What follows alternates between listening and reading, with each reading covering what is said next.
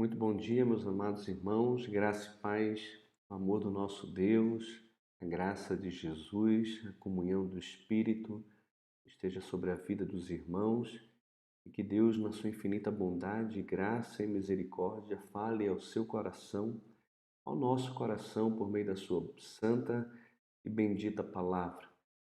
Hoje damos início à leitura do Evangelho de Jesus segundo Mateus, um evangelho muito precioso e apresenta Jesus como Messias, como Rei, e tenho certeza que Deus vai falar bastante ao seu coração e também ao meu coração. Convido você a orarmos e pedirmos ao Senhor que fale conosco. Vamos orar? Querido Senhor, nosso Deus e Pai, nós somos muito gratos a Ti pelo privilégio que temos de ter a Tua palavra em nossa mão e poder separar um tempo diário para poder ler as Escrituras e aprender com o Senhor. Pedimos em nome de Jesus que o Teu Santo Espírito ilumine os olhos do nosso coração para compreendermos a Tua palavra e aplicarmos, ó Pai, aquilo que o Senhor tem para nós nas nossas vidas. Quero bendizer o Teu nome por cada família, cada irmão, irmã que tem acompanhado a leitura da Tua palavra aqui juntamente conosco. Que o Senhor de fato os abençoe e os faça crescer espiritualmente no conhecimento da Tua pessoa e também do Teu plano para a nossa vida. Essa é a nossa oração, louvor e gratidão ao Senhor, no nome de Jesus. Amém, Senhor. Meus irmãos queridos, é realmente uma alegria para mim sempre ter cada um de vocês aqui, de alguma forma caminhando conosco na leitura da palavra. Dou bom dia a cada um de vocês, a Edna. Edna, muito bom ter você conosco aqui. Que Deus abençoe muito sua vida. Elaine, Aline, Fernanda, irmão Adão, Maria Francisca, Alderice, a Márcia. Que coisa boa, minha mãe, a Bia, a Silvia, a Rosa Oliveira. Rosa, seja bem-vinda. Não estou lembrado de te ver por aqui, não sei se você estava acompanhando as nossas leituras antes, mas é muito bom ter você aqui com a gente. Elaine, que coisa boa. Cida, irmão Daniel, Kátia, que coisa boa ter os irmãos aqui. Vamos começar então, meus irmãos, a leitura do nosso texto e depois vamos fazer algumas observações a respeito do Evangelho de Mateus e também algumas aplicações para a nossa vida, tá? Então, vou compartilhar a tela para que os irmãos possam acompanhar aí no seu aparelho. Então, diz assim a palavra do nosso Senhor, Mateus capítulo 1. Livro da genealogia de Jesus Cristo, filho de Davi, filho de Abraão. Abraão gerou a Isaque, Isaque a Jacó, Jacó a Judá e a seus irmãos. Judá gerou de Tamar a Pérez e a Zera. Pérez gerou a Esrom, Esrom a Arão. Arão gerou a Aminadab a Naasson. Naasson a Salmão. Salmão gerou a Raabe a Boaz. Este de Rute gerou a Obed e Obed a Jessé. Jessé gerou ao rei Davi, e o rei Davi a Salomão, da qual fora mulher de Urias. Salomão gerou a Roboão, Roboão a Abias, Abias a Asa, Asa gerou a Josafá, Josafá a Jorão, Jorão a Urias, a Uzias, Uzias gerou a Jotão, Jotão a Acais, Acais a Ezequias, Ezequias gerou a Manassés, Manassés a Amon, Amon a Josias, Josias gerou a Jeconias e a seus irmãos no tempo do exílio na Babilônia. Depois do exílio na Babilônia, Jeconias gerou a Salatiel, e Salatiel a Zorobabel. Zorobabel gerou a Abiúde, Abiúde a Eleaquim, Eleaquim a Azor. Azor gerou a Sadoque, Sadoque a Aquim, Aquim a Eliúde, Eliúde gerou a Eleazar, Eleazar a Matã, Matã a Jacó. E Jacó gerou José, marido de Maria, da qual nasceu Jesus, que se chama o Cristo. De sorte que todas as gerações de Abraão até Davi são 14, desde Davi até o exílio da Babilônia, 14, e desde o exílio na Babilônia até Cristo, 14. Ora, o nascimento de Jesus Cristo foi assim. Estando Maria, sua mãe, desposada com José, sem que tivesse antes coabitado, achou-se grávida pelo Espírito Santo. Mas José, seu esposo, sendo justo e não a querendo infamar, resolveu deixá-la secretamente. Enquanto ponderava nestas coisas, eis que lhe apareceu em sonho um anjo do Senhor, dizendo: José, filho de Davi, não temas receber Maria, tua mulher, porque o que nela foi gerado é do Espírito Santo. Ela dará à luz um filho e lhe porás o nome de Jesus, porque ele salvará o seu povo dos pecados deles. Ora, tudo isso aconteceu para que se cumprisse o que fora dito pelo Senhor por intermédio do profeta. Eis que a virgem conceberá e dará à luz um filho, e ele será chamado pelo nome de Emanuel, que quer dizer Deus conosco. Despertado José do sono, fez como lhe ordenara o anjo do Senhor e recebeu sua mulher. Contudo, não a conheceu, enquanto ela não deu à luz um filho, a quem pôs o nome de Jesus. Visita dos magos. Tendo Jesus nascido em Belém da Judéia, em dias do rei Herodes, eis que vieram os magos do Oriente a Jerusalém e perguntavam: Onde está o recém-nascido o rei dos judeus? Porque vimos a sua estrela no Oriente e viemos para adorá-lo. Tendo ouvido isso, alarmou-se o rei Herodes e com ele toda Jerusalém. Então, convocando todos os principais sacerdotes e escribas do povo, indagava deles onde o Cristo deveria nascer. Em Belém da Judéia, responderam eles, porque assim está escrito por intermédio do profeta. E tu, Belém, terra de Judá, não és de modo algum a menor entre as principais de Judá, porque de ti sairá o guia que há de apacentar meu povo, Israel. Com isso, Herodes, tendo chamado secretamente os magos, inquiriu deles com precisão quanto ao tempo em que a estrela aparecera. Enviando-os a Belém, disse-lhes: Ide, informar-vos cuidadosamente a respeito do menino, e quando o tiverdes encontrado, avisai-me para eu também ir adorá-lo. Depois de ouvirem o rei, partiram. E eis que a estrela que viram no oriente os precedia, até que chegando parou sobre onde estava o menino. E vendo eles a estrela, alegraram-se com grande e intenso júbilo. Entrando na casa, viram o menino com Maria, sua mãe. Prostrando-se, o adoraram.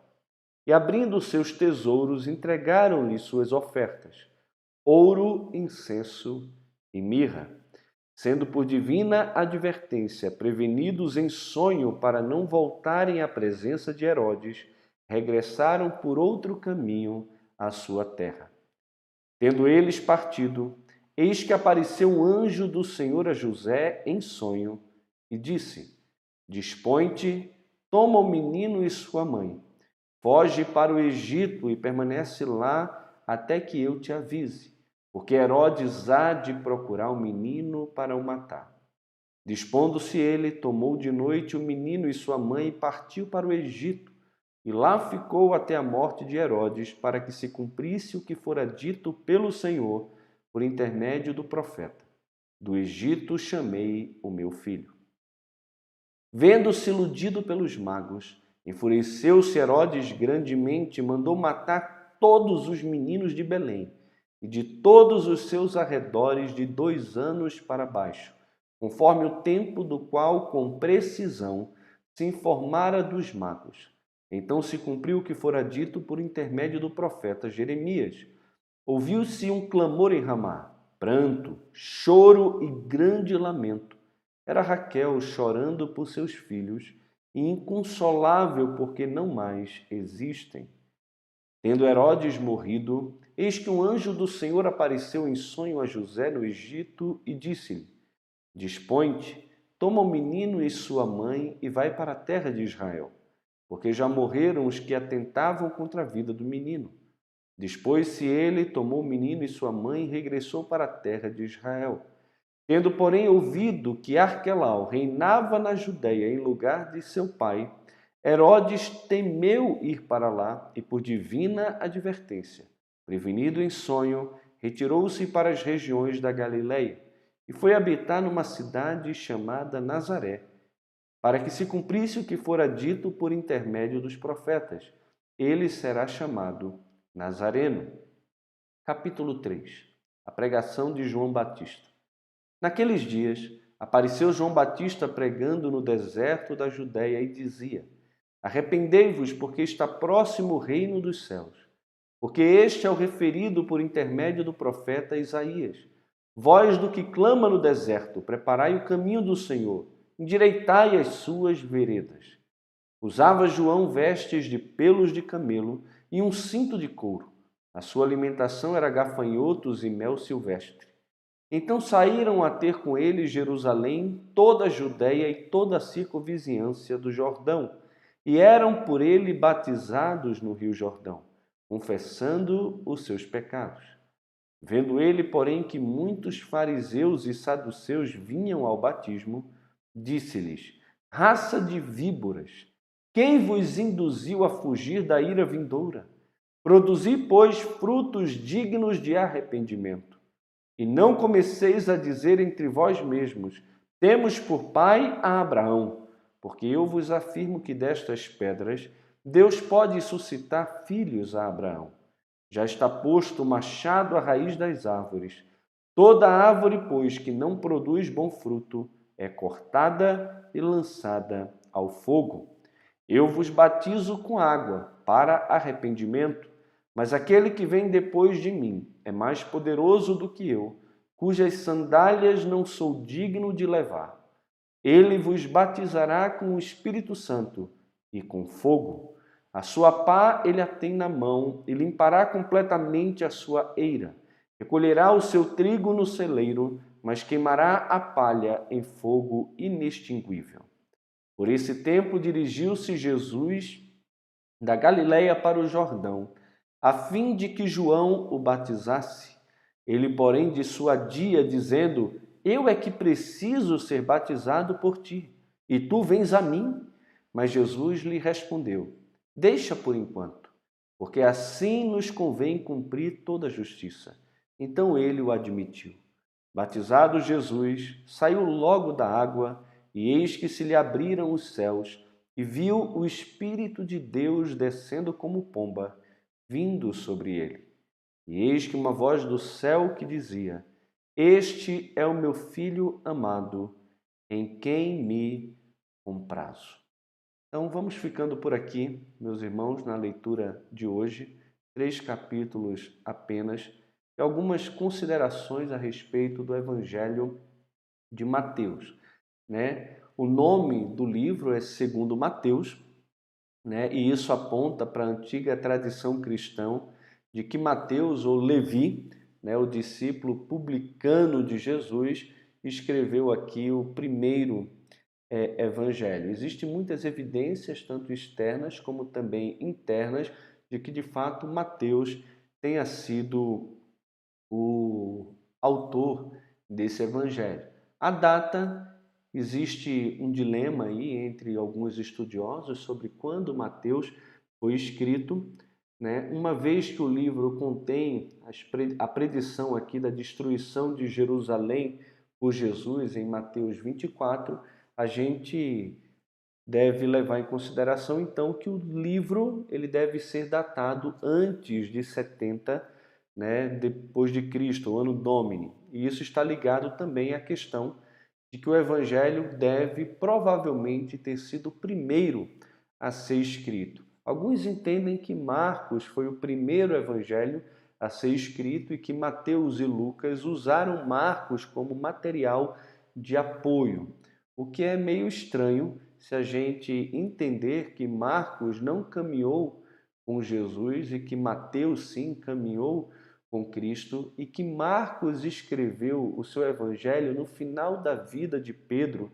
perto de 68 ali depois de Cristo, e que se o evangelho de Marcos de fato tenha sido escrito perto de 68, até ele ter sido escrito, divulgado e amplamente aceito pela igreja, né? Isso colocaria o Evangelho de Mateus, levando em consideração então que Mateus teria usado parte do material de Marcos para poder compor o seu evangelho, jogaria o livro de Mateus ou o Evangelho de Mateus para depois do ano 70 depois de Cristo, e isso daria também uma poderosa apologética para a fé cristã, mas que nunca foi usada em nenhuma parte do Novo Testamento. Além disso, o Evangelho de Mateus contém mais advertência e crítica contra os saduceus do que qualquer outro livro em todo o Novo Testamento. E uma vez que os saduceus deixaram de existir como força vital no judaísmo, depois de 70, o Evangelho então deve ser datado antes desse período.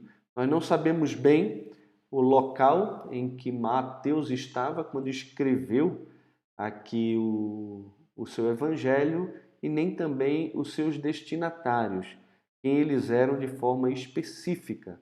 O que a gente sabe aqui é que os destinatários do evangelho de Mateus constituem, deve ser primordialmente uma audiência judaica, até por causa das alusões que são feitas aqui ao Antigo Testamento e a ausência de explicações,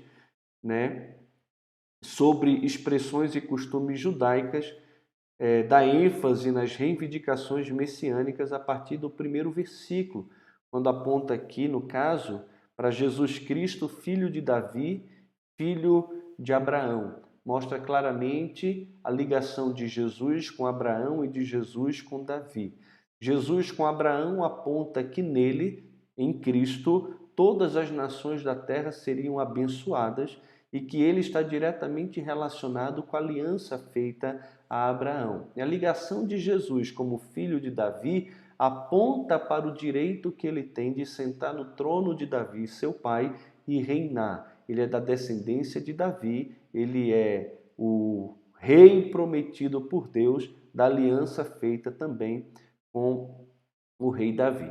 Agora, independente de qualquer localização, os leitores do Evangelho de Mateus eram judeus de fala grega que precisavam, com certeza, de uma clara explicação da natureza da messianidade de Jesus e do programa do reino de Deus, prometido. A sua menção do mundo como um campo a ser alcançado, como a gente vai ver em Mateus capítulo 13, versículo 8, e da última ordem de Jesus em Mateus 28 de fazer discípulo de todas as nações, sugere também que havia uma perspectiva e uma preocupação universal aqui do primeiro evangelho. Apesar de ser dirigido principalmente para judeus de fala grega, que queriam conhecer mais a respeito das promessas envolvendo a messianidade de Jesus e apresenta Jesus como rei prometido, como verdadeiro Messias, eles não deveriam voltar atrás na sua confiança em Cristo, mostra também que esse reino,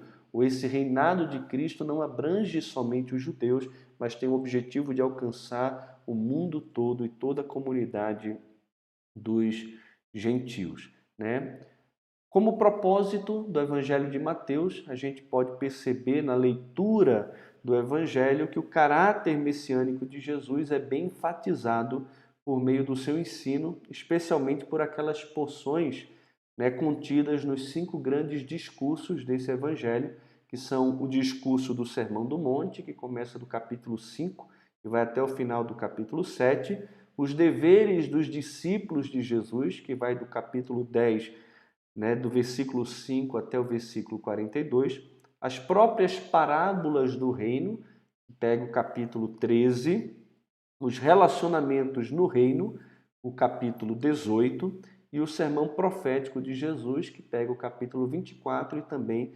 capítulo 25, nos quais a sua penetrante aplicação da lei, suas exigências de que os discípulos lhe obedecessem e o seu programa para o reino, seus elevados princípios de relacionamentos interpessoais e suas ameaçadoras previsões sobre o futuro apontam para uma pessoa especial cujas as alegações da messianidade só aceitam 2 opções. Ou Jesus, de fato, é o Messias ou ele não é o Messias. Ou ele deve ser descartado e deve ser considerado como um louco, ou ele deve de fato ser considerado como Messias e as pessoas devem aceitá-lo pela fé e se submeter a ele. Então esse é o propósito principal aqui do Evangelho de Mateus, né? Ou seja, provar a uma audiência judaica que Jesus de Nazaré era o Messias prometido de Israel e para esclarecer o programa divino para o reino nesta presente era, à luz da ultrajante rejeição do rei Messias pelo seu próprio povo, o povo de Israel. O esboço do livro, em termos do seu propósito, a gente poderia dividir da seguinte forma, né? Provar o caráter messiânico de Jesus, esclarecer o programa do reino. De que maneira? Em primeiro lugar, narrando a encarnação e a preparação do rei, né, que vai do capítulo 1 até o capítulo 4. Depois, apresentando a proclamação dos princípios do rei para a vida no reino, capítulo 5 até o 7. Descrevendo o poder manifesto do rei, como a sua autenticação perante Israel, capítulo 8 ao 11, relatando também o aumento da oposição oficial ao rei, à medida que suas reivindicações se chocam contra a tradição da liderança judaica, do capítulo 11 até o capítulo 13, é quando eles dizem que Jesus expulsa demônio pelo poder de Beelzebul, né? Depois, resumindo a preparação dos discípulos pelo rei para o tempo da sua rejeição definitiva pelo judaísmo oficial, do capítulo 13 até o capítulo 19, e apresentando a vindicação definitiva do rei em sua morte, ressurreição e também comissão, que vai do capítulo 26 até o capítulo 28. Então, olhando para o nosso texto, algumas coisas aqui, irmãos, chamam a nossa atenção logo de cara, né? A genealogia aponta aqui, de fato, para Jesus como sendo filho de Abraão, filho de Davi, como aquele que está diretamente ligado à pessoa de Abraão, a primeira aliança, né, que nós temos. Primeira aliança não, a segunda aliança claramente revelada nas Escrituras. A primeira é feita com Noé, quando Deus coloca o seu arco e promete não destruir mais a terra pelas águas do dilúvio. Depois nós temos Deus chamando Abraão e fazendo uma aliança com ele. Uma aliança de engrandecer o nome de Abraão, a aliança de fazer grande também a sua descendência, uma aliança mostrando que reis sairiam de Abraão e uma aliança que prometia a Abraão, né, que todas as nações da terra seriam abençoadas a partir de Abraão. Também Deus fez uma aliança com Abraão de que daria uma terra a ele como posse perpétua, para ele e também para a sua descendência. E depois Deus estabelece o limite da terra que daria a Abraão e também a descendência de Abraão. Depois nós temos uma outra aliança que é dada, que é a aliança mosaica, que daria ao povo o desfrute da terra que Deus iria conceder a essa descendência de Abraão. Era uma aliança condicional, a conhecida aliança mosaica. Depois nós temos uma aliança de Deus feita com Davi, de que Deus faria uma casa para Davi, que o filho de Davi sentaria no trono de Davi, o seu pai, e reinaria para sempre, que o seu reino não teria fim, apontando claramente para Jesus, né? E nós temos uma nova aliança feita com a casa de Israel e com a casa de Judá, uma nova aliança que Jesus inaugura por meio do seu sangue.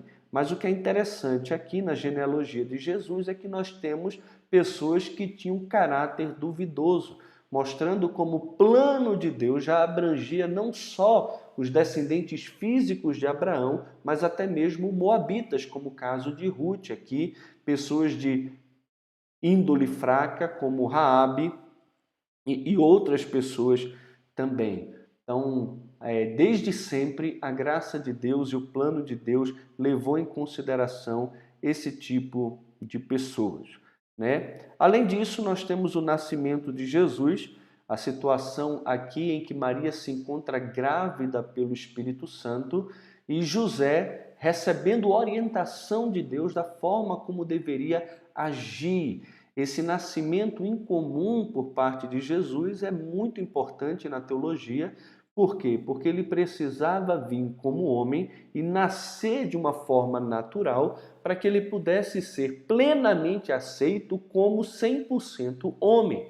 Mas o seu nascimento, a sua origem, a sua concepção miraculosa ou extraordinária por parte do Espírito aponta para a sua divindade e para a sua e mostre como ele é 100% Deus. Então Jesus ele é 100% homem, ele se identifica nas nossas fraquezas, nas nossas lutas, nas nossas tentações, mas como Deus, ele foi incapaz de pecar e venceu o pecado na sua vida, mesmo que não tenha utilizado dos seus atributos divinos para tornar o processo de vencer o pecado mais fácil.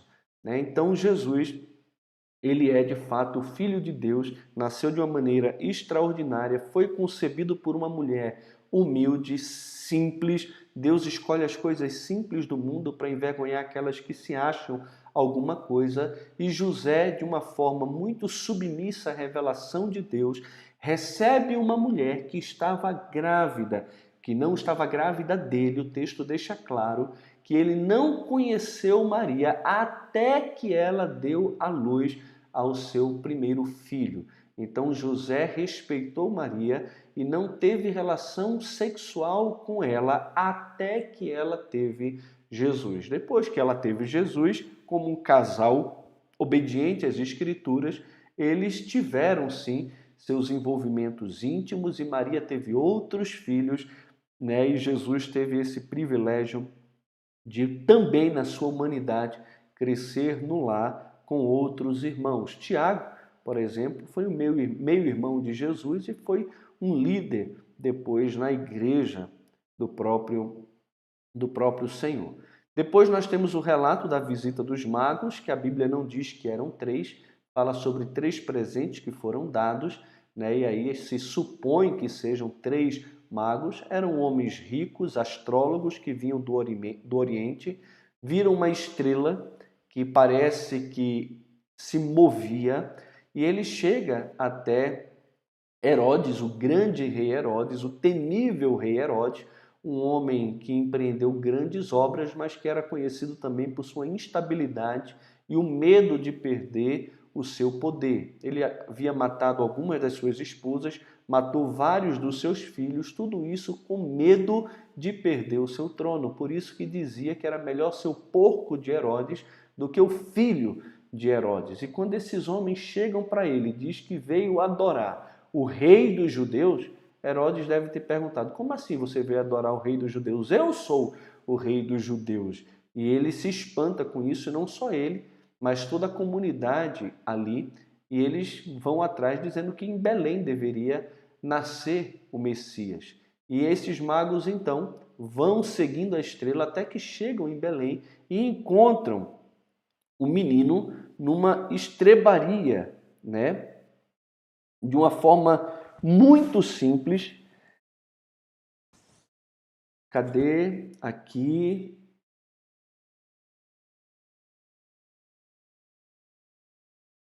Vendo a estrela, alegraram-se com grande e intenso júbilo, entraram na casa e viram o menino com Maria, sua mãe. Desculpa, eles não chegam na estrebaria, eles chegam na casa. A gente confunde muito esse relato, essa narrativa aqui de Mateus, com o que Lucas fala a respeito dos pastores que chegaram e encontraram o menino envolto no manto e deitado numa manjedoura.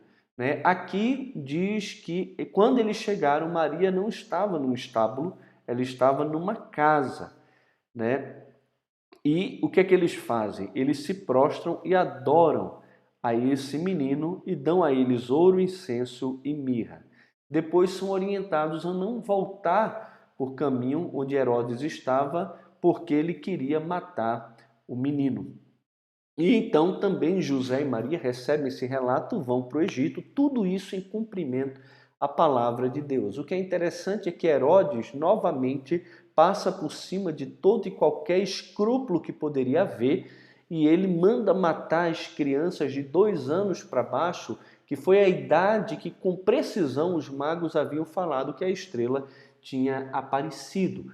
O que é interessante a gente pensar aqui é que talvez Jesus não fosse um recém-nascido, um bebezinho, né, quando esses magos apareceram. Ele não estava no estábulo, estava numa casa e a estrela havia aparecido para eles já há 2 anos. E então conduziu a estrela até a casa em que Jesus estava. Herodes manda matar as crianças de 2 anos para baixo. Jesus poderia sim ser um recém-nascido, ou Jesus já poderia ser quase um menino que já andava, já tinha perto de 2 anos, quando então Herodes manda matar todas as crianças de 2 anos para baixo. E o seu plano se torna mais hediondo ainda quando o menino que ele quer alcançar é o próprio Messias, é o Filho de Deus, é o ungido de Deus para salvar e reinar sobre Israel. Então eles fogem e só voltam depois quando Herodes morre e volta não só para Galiléia, para onde eles estavam, né, para a Judéia, mas voltam então para Galiléia e se estabelecem em Nazaré, como as escrituras mesmo enfatizam. Depois nós temos aqui, né, o ministério de João Batista, que é aquele que vem pregando o arrependimento e batizando, preparando o caminho da vinda do Senhor. O que é interessante é que ele fala da grandeza de Jesus e mostrando que o batismo dele era um batismo apenas com água e para arrependimento, mas que o batismo de Jesus seria com o Espírito Santo e com fogo. E tome muito cuidado com isso aqui, porque muitos crentes estão pedindo que o Senhor os batize com fogo, mas o batismo com fogo que Jesus traz é um batismo de juízo.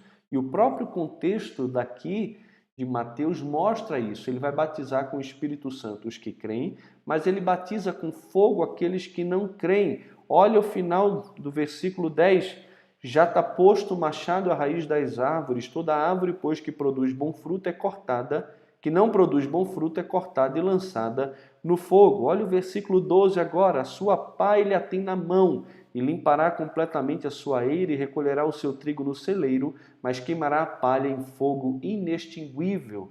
Quando em Atos capítulo 1, Jesus manda os discípulos ficarem ali, diz que eles esperavam o batismo de João, da qual o Senhor havia falado, que ele batizaria com o Espírito Santo, no caso, o Espírito Santo aqui, os discípulos. Depois disso, Jesus, já com 30 anos, vai até o Jordão e ele é batizado por João Batista, que a princípio não quer batizar, ele entende que Jesus é que deveria batizá-lo, porque ele é muito maior do que João Batista, já que existia antes mesmo de João, né? Quando a gente vai para o Evangelho de João, a gente vê João Batista falando sobre isso, mas tinha que se cumprir toda a justiça, tudo aquilo que Deus havia determinado.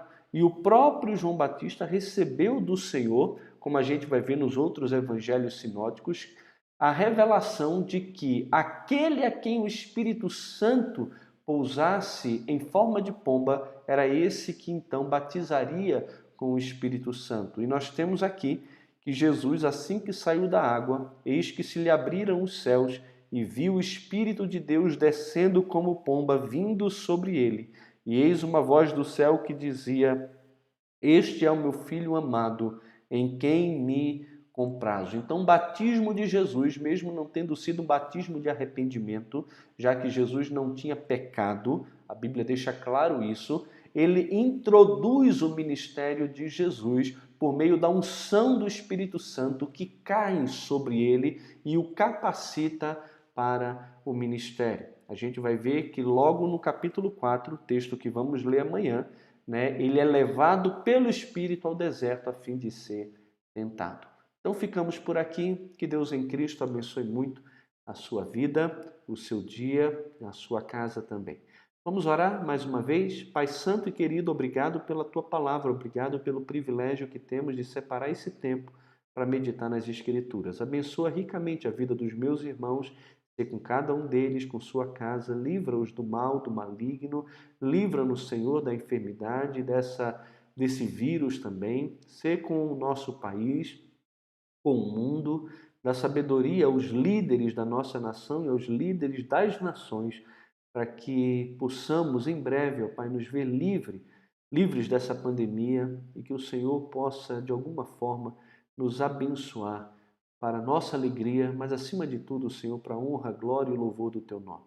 Nos ajuda nesse tempo a crescermos na Tua palavra, em comunhão contigo e também, Senhor, nos ajuda a refletirmos naquilo que o Senhor tem para a nossa vida, também através da leitura do Evangelho de Mateus. Essa é a nossa oração no nome de Cristo. Amém. Meus amados irmãos, que Deus em Cristo abençoe muito a sua vida. Mais uma vez, obrigado por você caminhar conosco aqui nesse tempo. Fiquem na paz.